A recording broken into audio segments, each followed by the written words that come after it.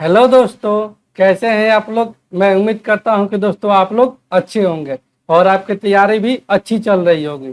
तो दोस्तों आज की इस वीडियो क्लास में हम लोग कवर करेंगे प्लेटफॉर्म का एनटीपीसी सीबीटी 2 का जो सेट नंबर 11 चल रहा था, उसका फिर से प्रश्न बच गया था।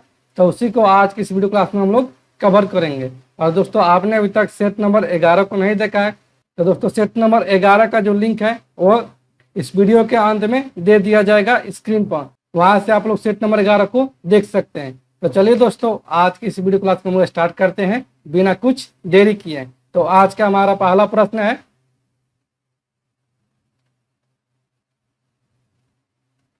180 लीटर स्प्रिट और जल के मिश्रण में 25% जल है।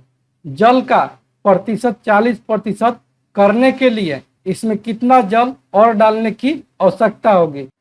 टोटल जो मिश्रण है वह मिश्रण है 180 लीटर का, जिसमें कि जल की मात्रा जो है वो 25% है। ये 25% का मतलब 25 बट्टा में 100 यानी कि 1/4। टोटल मिश्रण है 4, जिसमें कि है जल 1 कि वाटर है 1। यहाँ से निकाल लेते हैं कि टोटल मिश्रण है अनुपात में 4 और लीटर में है 180 लीटर। तो 1 बराबर में हो जाएगा 4 चौका 16, 2 4 5 6 20, यानी कि यहाँ से आ गया वाटर आ गया इसमें 45 लीटर और स्प्रिट आ गया इसमें 180 में से 45 जाएगा, यानी कि यह आ जाएगा 135 लीटर। ठीक है, जिसमें कि बोल रहा है कि जल का प्रतिशत 40% करने के लिए, इनकी 40% को अगर हम तोड़ेंगे 40%, ये हो जाएगा 40 बटे में 100, 20 दूनी 40 और 20 पाँचे 100। यहाँ से जल को 2 करने के लिए इसमें कितना और जल डालने की आवश्यकता है, क्योंकि पहले मिश्रण में कितना है जल, यह है 45 लीटर और स्प्रिट है 135 लीटर, जिसमें कि और जल डालने की आवश्यकता है। अब मान लेते हैं कि 1 लीटर जल डालना पड़ेगा। यहाँ से हो जाएगा कितना हो जाएगा जल, यह हो जाएगा 2 और टोटल मिश्रण कितना है 5 है। तो जब 2 हो जाएगा जल तो स्प्रिट कितना हो जाएगा, यह हो जाएगा 3, क्योंकि यहाँ पर जल और स्प्रिट का रेशियो लिया है। यह दोस्तों तीसरा तीसरी गुना हो जाएगा, यानी कि यह हो जाएगा 45 या 135 और प्लस का 3x और यह हो जाएगा 270। तो दोस्तों यहाँ से 3x बराबर में हमारा आ जाएगा 270 और माइनस का 135, यानी 3x बराबर में यहाँ से हमारा आ जाएगा 135। यहाँ से x बराबर में आ जाएगा 135 बट्टा में 3, यानी कि x का मान यहाँ से आ जाएगा हमारा 45 लीटर। यानी कि अगर मिश्रण में 45 लीटर और पानी डाल देंगे इसमें जल का प्रतिशत हो जाएगा 40%, इसलिए ऑप्शन डी को हम लोग टिक करेंगे। ठीक है दोस्तों, अगले प्रश्न की ओर बढ़ने से पहले दोस्तों अगर आप इस चैनल पर नए हैं तो प्लीज दोस्तों इस चैनल को सब्सक्राइब करें और अपने दोस्तों में भी इस चैनल के बारे में शेयर करें। तो चलिए दोस्तों अगले प्रश्न की ओर बढ़ते हैं। तो अगला प्रश्न है, 61,800 रुपए की धनराशि को 2 बराबर वार्षिक किस्तों में लौटाया जाना है। यदि ब्याज दर जो है वो 6% चक्रवृद्धि ब्याज प्रति वर्ष है तो प्रत्येक किस्त कितने की होगी। यानी कि यहाँ से दिया है 6%, तो पहले दोस्तों प्रतिशत को मुक्त करेंगे कि 6% दिया है, इसको मुक्त करेंगे प्रतिशत से तो ये हो जाएगा 6 बटा में 100, यानी कि ये हो जाएगा 3 बटा में 50। दोस्तों इसको 1 सेकंड में बनाएंगे, इनकी 1 सेकंड बनाने के लिए इसका ट्रिक का उपयोग करना पड़ेगा। इनके मूलधन है पहले 50, मूलधन है 50 और 6% ब्याज बढ़ रहा है प्रति वर्ष, ये ब्याज बढ़कर हो जाएगा 50 से 3 ज्यादा, यानी कि ये हो जाएगा 53। इसको अनुपात में लिख देंगे।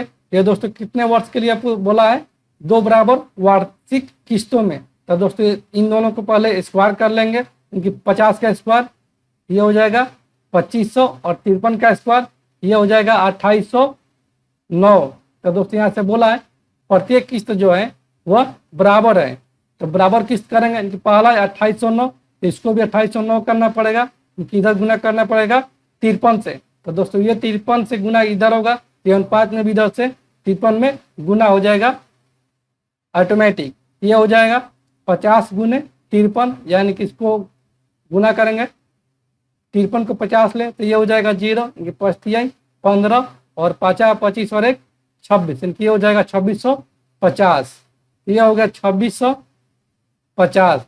यहाँ से टोटल कितना हो जाएगा मूलधन, और ये हो जाएगा 2809।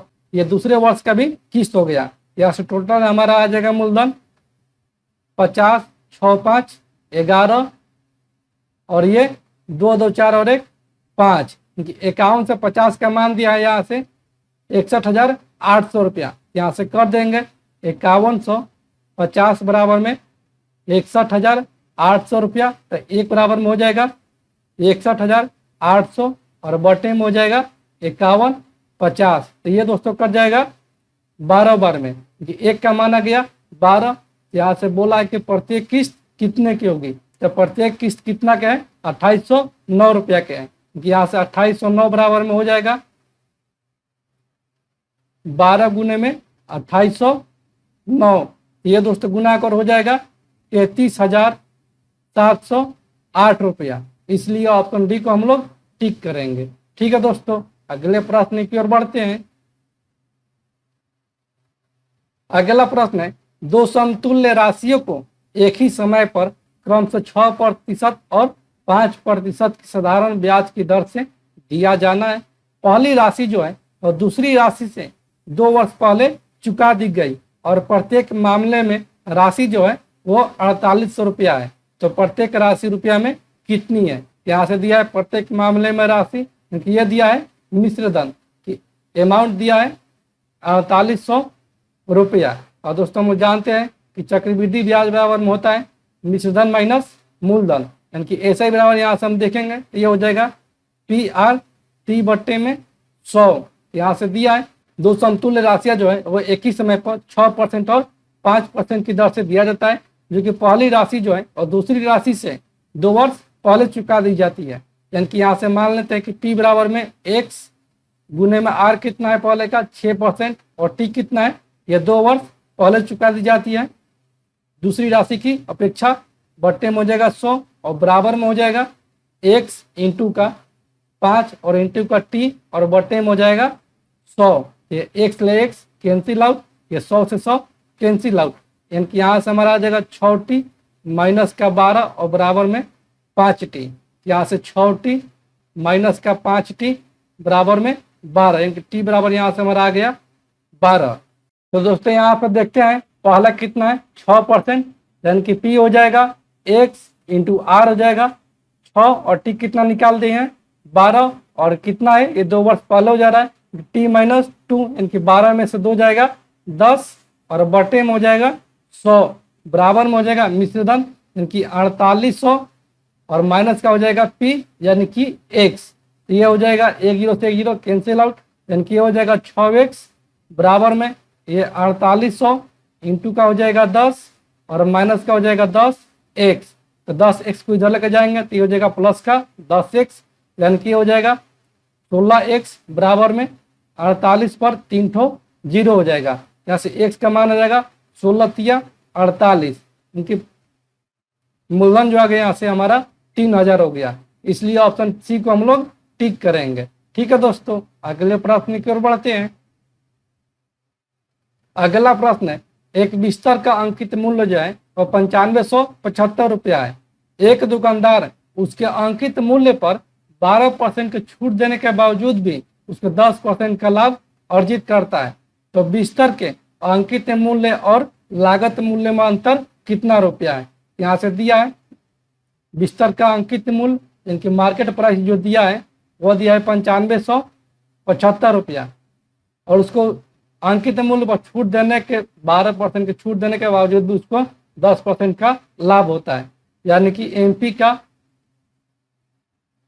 100 माइनस डिस्काउंट देने पर भी उसको जो हो रहा है वो CP का 100 प्लस 10% का लाभ होता है। MP कितना है 9575 है और गुने में 100 माइनस डिस्काउंट 100 माइनस 12 की 88 और बट्टे में हो जाएगा 100 बराबर में CP गुने में 100 प्लस प्रॉफिट यानी कि 110 और बट्टे में हो जाएगा 100। ये 100 से 100 कैंसिल आउट, ये 11 दाह में 110 और ये 11 8 88 और ये 5 दूनी 10 और ये 4 दूनी 8 और ये 5 से कट जाएगा 19 पाँचे 95 और ये 15 पाँचे 75। यहाँ से सीपी हमारा आ गया 1915 इंटू का 4 यानी कि 15 चौके 60 और 19 चौक 76।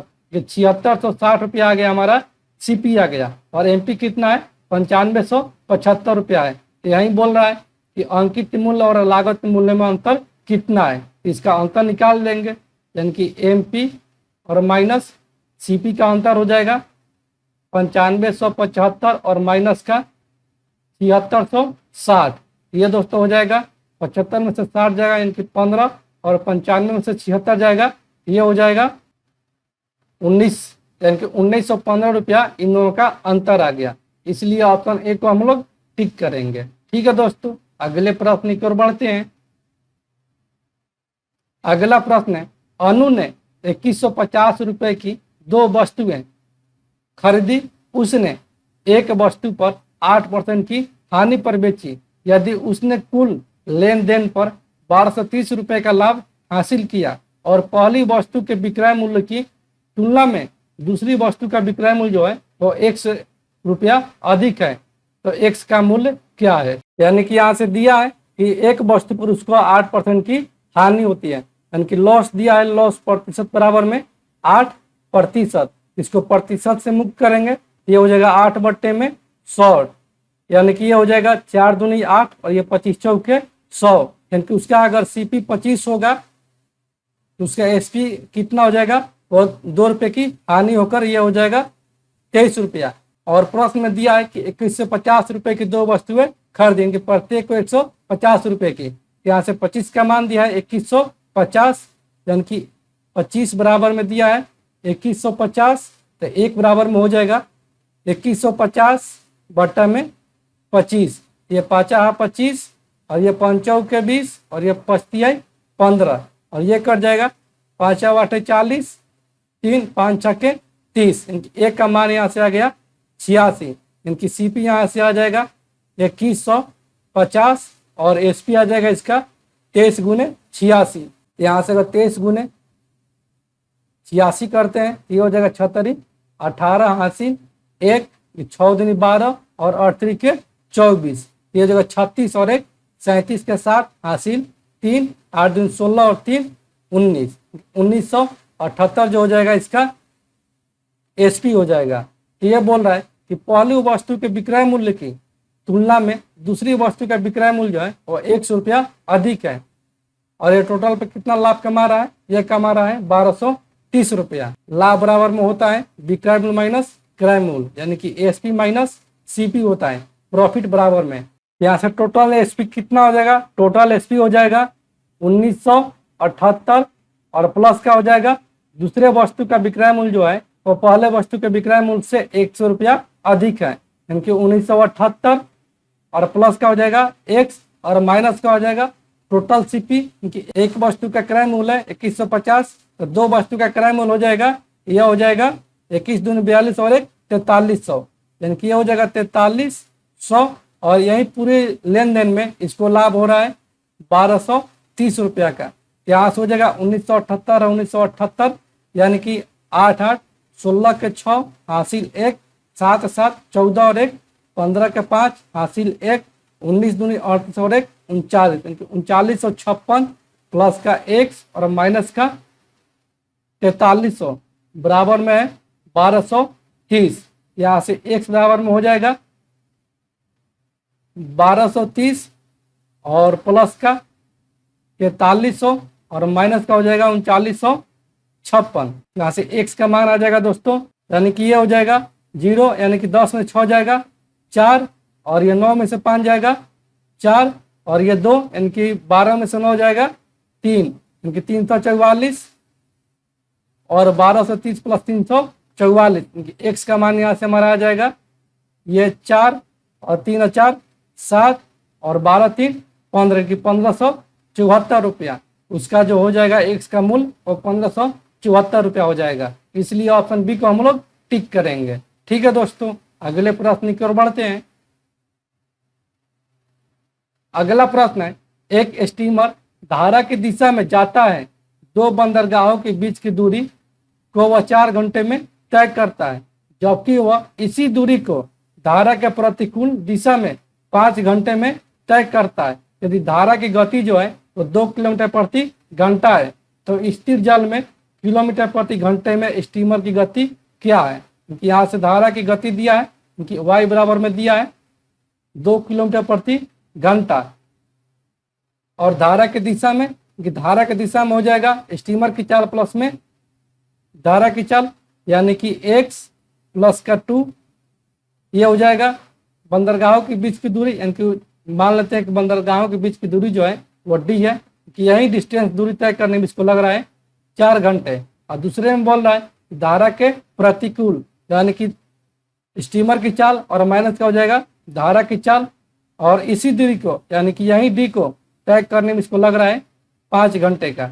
यहाँ से घटा देंगे कि प्लस माइनस और माइनस प्लस और ये प्लस माइनस, ये एक्स ले एक्स कैंसिल आउट, यहाँ से हो जाएगा 2 और 2 4, बराबर में डी बट्टा में 4 और माइनस का हो जाएगा डी बट्टा में 5। यहाँ से एलसीएम हो जाएगा 20, यानी कि ये हो जाएगा 5d और माइनस का 4d बराबर में 4, ये 20 इधर चला जाएगा, कि ये हो जाएगा 20 चौके 80 बराबर में 5d माइनस 4d, यानी कि डी का मान आ गया 80 किलोमीटर, यानी कि दो बंदरगाहों के बीच की दूरी आ गया 80 किलोमीटर। यहाँ से निकाल लेते हैं स्टीमर की गति, कि पहला कितना है धारा की दिशा में, कि x प्लस 2 का मान है d बट्टा में 4, यानी कि x प्लस 2 बराबर में d कितना है 80 और बट्टे में 4, ये हो जाएगा 20 चौके 80, यानी कि x प्लस 2 बराबर में 20, यहाँ से x का मान आ जाएगा 20 माइनस 2, यानी कि 18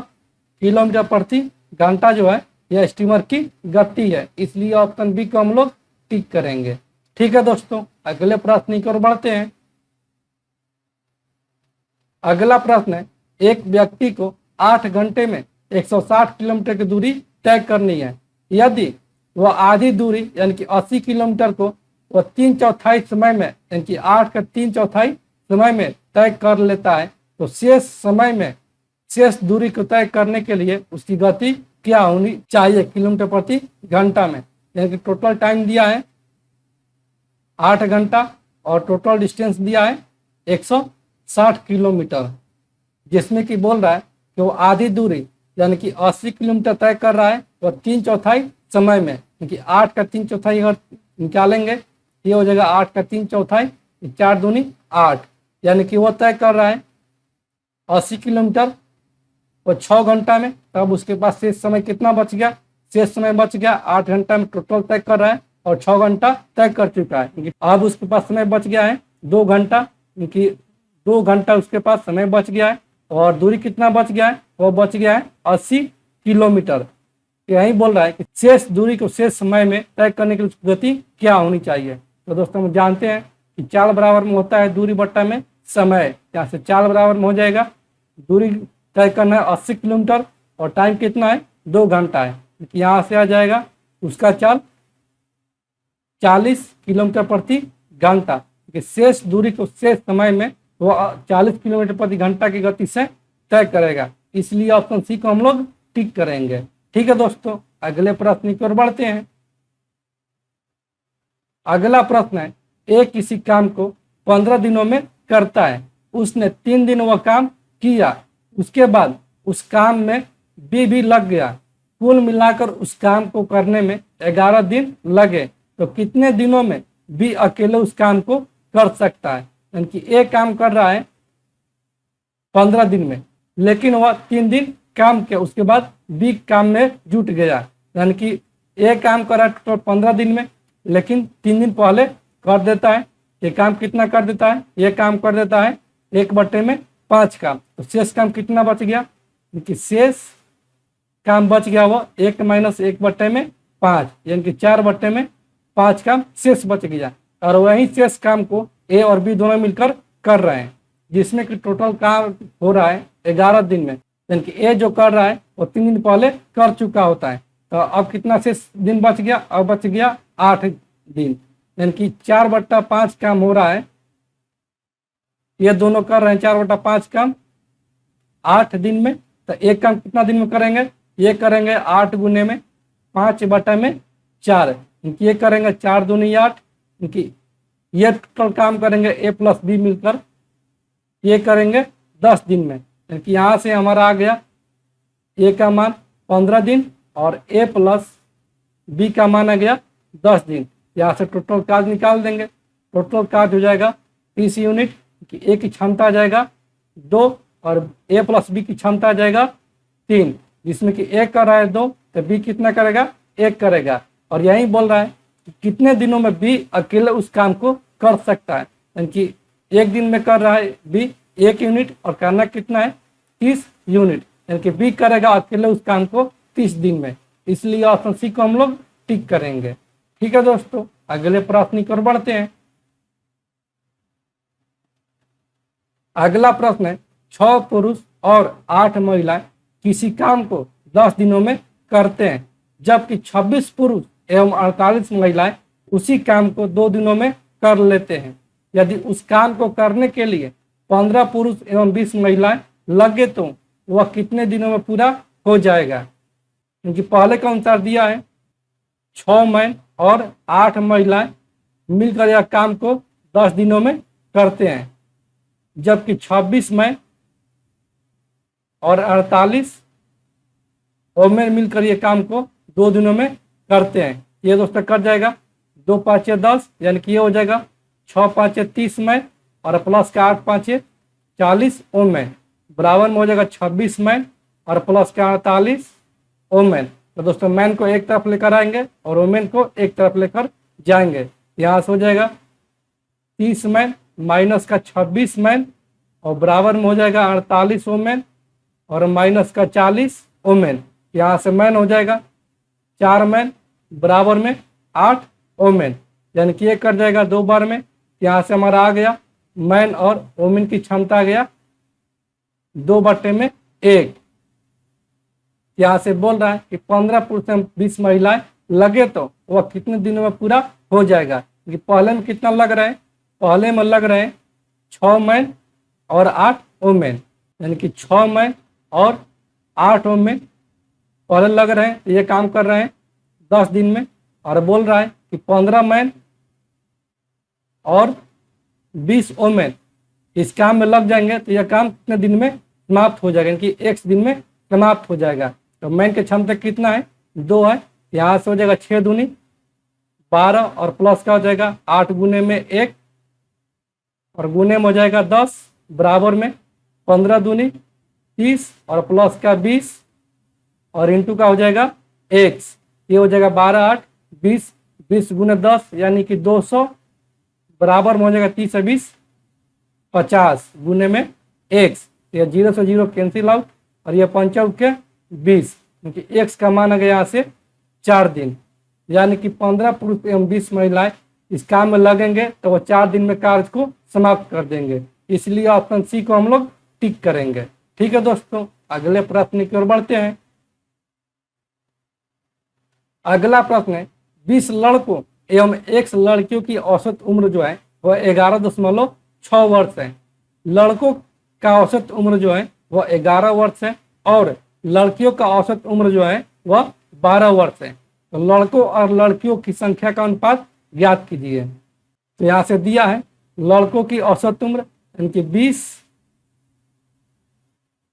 बॉय का औसत जो दिया है वह दिया है 11 वर्ष। इसका योग कितना हो जाएगा कि 20 लड़कों का योग हो जाएगा 20 इंटू का 11 यानी कि 220 और यही दिया है लड़कियों का औसत उम्र यानी कि x, लड़कियों का औसत दिया है वह दिया है 12 वर्ष। इसका योग हो कितना हो जाएगा कि x लड़कियों का योग हो जाएगा 12 इंटू का x यानी कि 12x और 20 प्लस x लड़कियों का औसत उम्र दिया है 11.6 वर्ष। इसका योग कितना हो जाएगा, इसका योग हो जाएगा 11.6 इंटू का 20 प्लस का x यानी कि ये हो जाएगा 16 दूनी 32 और ये 2 यानी कि 220 32 और प्लस क्या हो जाएगा 11.6, इसका योग हो जाएगा। यहाँ से निकाल लेते हैं क्योंकि यहाँ से दिया है टोटल का जो कितना हो जाएगा, ये हो जाएगा 220 प्लस का 12x और बराबर में हो जाएगा 232 प्लस का 11.6 x। यहाँ से x को एक तरफ लेकर जाएंगे और संख्या को एक तरफ, यहाँ से हो जाएगा 12x माइनस का 11.6x बराबर में 232 माइनस का 220, यहाँ से हो जाएगा 0.4x बराबर में 232 में से 20 जाएगा, यानी कि ये हो जाएगा 12। यहाँ से x का मान निकाल देंगे, x का मान हो जाएगा 12/4 गुने में 10, ये हो जाएगा 4×3=12, क्योंकि लड़कियों की संख्या जो आ गया यहाँ से ये आ गया 30, लड़कों की संख्या यहाँ से है 20। तब पूछा है कि लड़कों और लड़कियों की संख्या का अनुपात, यानी कि बॉयज और गर्ल का अनुपात पूछा है। तब बॉयज कितना है 20 है और यहाँ से गर्ल कितना आ गई, या गर्ल आ गई 30, यहाँ से अनुपात हो जाएगा 1 से 1 कैंसिल आउट, यानी कि 2:3, क्योंकि लड़कों और लड़कियों की संख्या का अनुपात आ गया 2:3, इसलिए ऑप्शन बी को हम लोग टिक करेंगे। ठीक है दोस्तों, अगले प्रश्न की ओर बढ़ते हैं। अगला प्रश्न है, एक दुकानदार 7% छूट देने के बाद प्रत्येक कुर्सी को 2139 रुपये में बेचता है।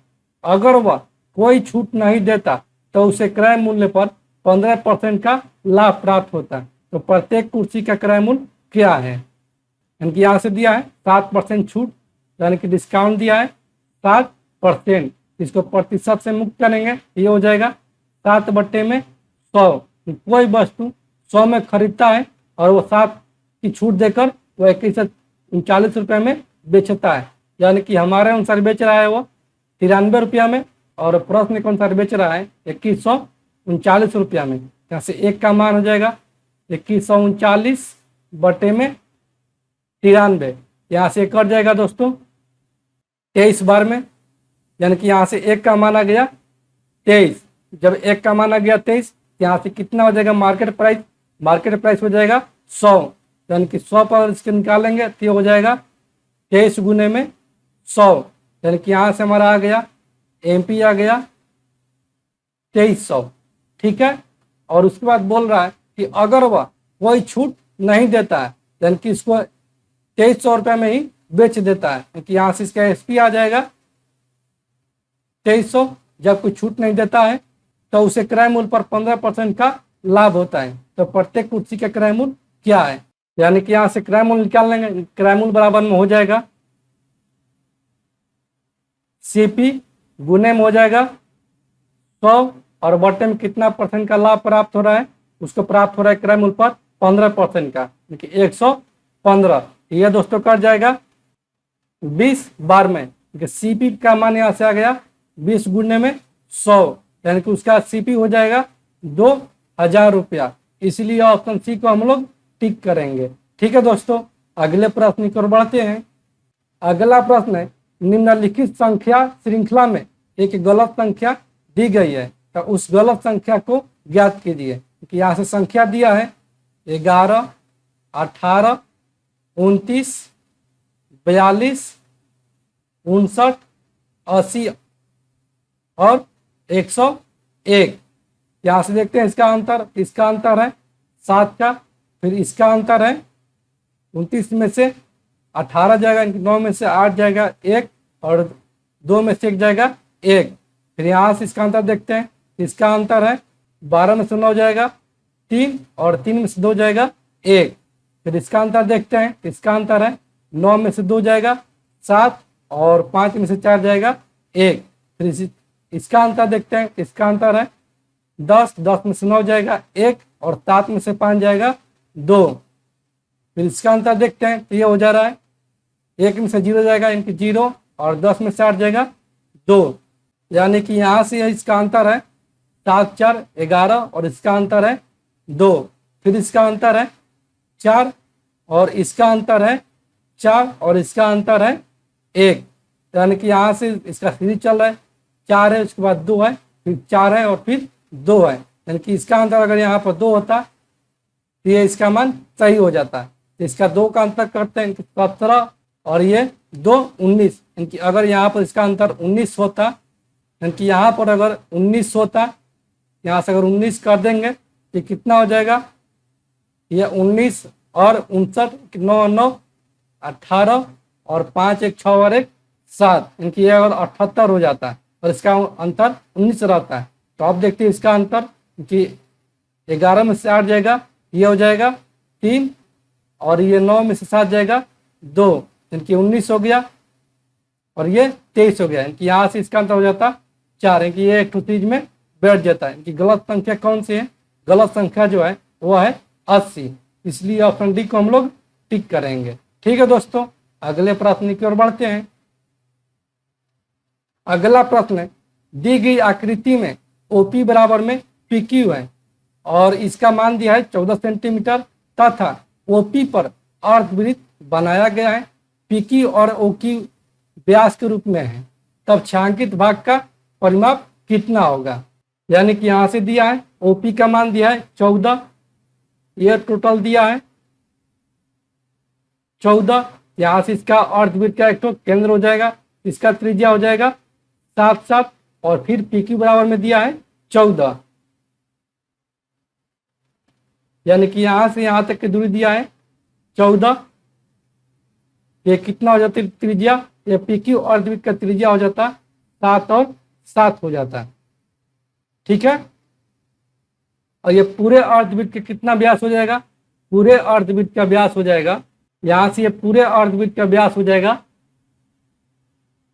14 और 14 28, यानी कि यह टोटल हो जाएगा 28। इसका त्रिज्या कितना हो जाएगा, यहाँ से इसका त्रिज्या हो जाएगा ये 14 और ये यहाँ से हो जाएगा 14, यहाँ से परिमाप निकाल देंगे, यानी कि ओपी अर्धवृत्त का परिमाप हो जाएगा 2 पाई आर बटा में 2, यानी 2 से 2 कैंसिल आउट, यानी पाई आर, तो पाई का मान, पाई को ऐसे रख देते हैं।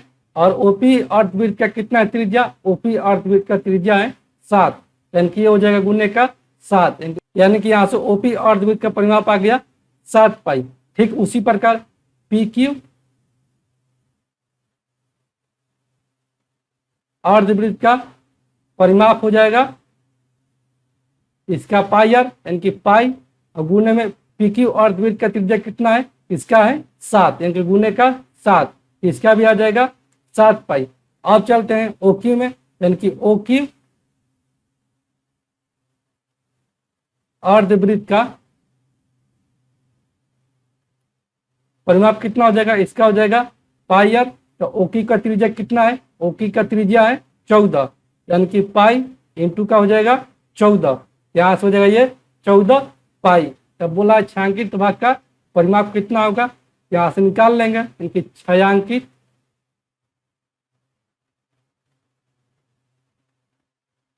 भाग का परिमाप हो जाएगा ओपी अर्धवृत्त का परिमाप प्लस पीक्यू अर्धवृत्त का परिमाप और प्लस का ओक्यू अर्धवृत्त का परिमाप है, यानी कि ओपी कितना है, यह है 7 पाई, प्लस का पीक्यू कितना है, यह है 7 पाई और प्लस का ओक्यू कितना है, यह है 14 पाई, यानी कि 7 7 14 14 14 28 पाई।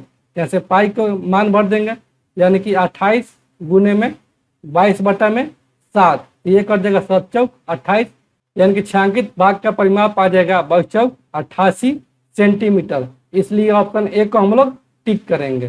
ठीक है दोस्तों, अगले प्रश्न की ओर बढ़ते हैं। अगला प्रश्न है, एक धनराशि 5% साधारण ब्याज की दर पर 2 वर्षों में 2750 रुपया हो जाती है। इस धनराशि पर 2 साल का ब्याज जो है वो 300 रुपया प्राप्त करने के लिए ब्याज दर कितना होना चाहिए। यानी कि पहले में दिया है 2750 रुपया हो जाती है, कि अमाउंट बराबर दिया है 2750, ऐसा ही बराबर में होता है अमाउंट माइनस का प्रिंसिपल, यानी कि मूलधन, यहाँ से निकाल लेंगे।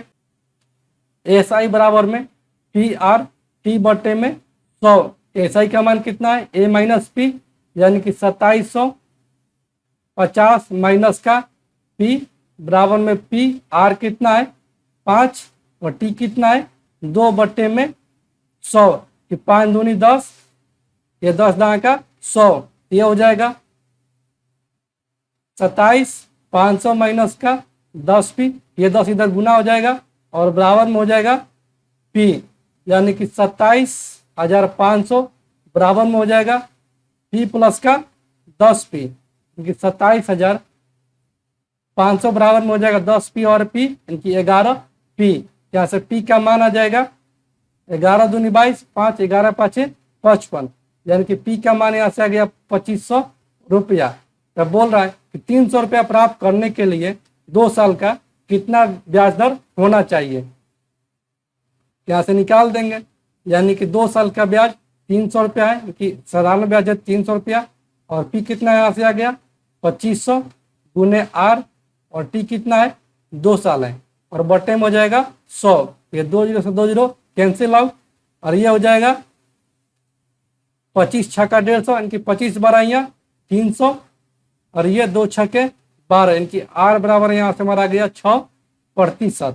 इसलिए ऑप्शन ए को हम लोग टिक करेंगे। ठीक है दोस्तों, अगले प्रश्न की ओर बढ़ते हैं। अगला प्रश्न है क्यूब रूट 8000 प्लस का क्यूब रूट 0.027 और माइनस का है क्यूब रूट 0.216, इसका मान क्या होगा। तो दोस्तों यहां से दिया है क्यूब रूट 8000 और प्लस का दिया है क्यूब रूट 0.027 और माइनस का दिया है क्यूब रूट 0.216, यानी कि इसको हम लिख सकते हैं 20 का क्यूब, ये क्यूब रूट का है, और प्लस का इसको लिख सकते हैं 27 का, यानी कि 3/10 का क्यूब रूट में, और माइनस का इसको लिख सकते हैं क्यूब रूट में 6/10 का क्यूब। तो ये क्यूब से क्यूब रूट कैंसिल आउट, और ये क्यूब से क्यूब रूट ये भी कैंसिल आउट, और ये क्यूब से क्यूब रूट कैंसिल आउट, यानी यहां से हमारा आ गया 20 प्लस का 3/10 और माइनस का 6/10। तो दोस्तों यहां से हो जाएगा ये 20 प्लस का 0.3 और माइनस का हो जाएगा 0.6, यानी कि यहाँ से हम देखते हैं ये हो जाएगा 20.3 और माइनस का 0.6। तो दोस्तों इसका मान हो जाएगा 19.97, इसलिए ऑप्शन ए को हम लोग टिक करेंगे। ठीक है दोस्तों, तो मैं उम्मीद करता हूं दोस्तों कि आपको ये आज के वीडियो क्लास पूरी तरह से समझ में आ गया होगा। और दोस्तों आपने अभी तक इस चैनल को सब्सक्राइब नहीं किया है तो प्लीज़ दोस्तों इस चैनल को सब्सक्राइब करें और हमें सपोर्ट करें, और इस चैनल के बारे में अपने दोस्तों में भी शेयर करें। तो चलिए दोस्तों, आज की इस वीडियो क्लास को यहीं पर एंड करते हैं और फिर मिलते हैं सेट नंबर 12 में। तब तक के लिए धन्यवाद दोस्तों।